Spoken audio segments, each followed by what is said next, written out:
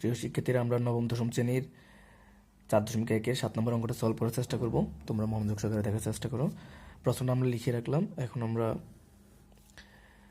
n এর 2 এর যে পাওয়ার n+4 দেওয়া আছে, আমরা এগুলো দুটোকে আলাদা করে লিখব। -4, এখানে 2 এর পাওয়ার n, 2 এর পাওয়ার 1।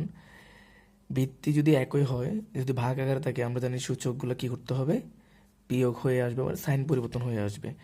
তো আমরা এখানে লিখতে পারি n+2, এখানে ভিত্তি কমন নেওয়ার পরে 2 কমন নেওয়ার পরে n+2, এখানে 2 এর পাওয়ার দেওয়া আছে -1 নিয়ে আসলাম। মাইনাস এর আগে এখানে 2 সূচক n আছে, এখানে 2 সূচক n আছে, তো আমরা 2 সূচক n কমন নিলাম। 2 এর পাওয়ার 4 এর মান হচ্ছে 2 দুগুণা 4, 4 দুগুণা 8 দুগুণা 16, আর এখানে 4 এবং 2 গুণ করলে কত হবে 8, লিখলাম 8। এরপরে ভিত্তি 2, n+2 -1, n+2 থেকে -1 চলে গেলে প্লাস আরও 1 থাকে। 2 সূচক n, 16 থেকে যদি আমরা 8 বাদ দেওয়ার চেষ্টা করি তাহলে থাকবে 8। এখানে আমরা পাওয়ারগুলো আলাদা করে লিখব।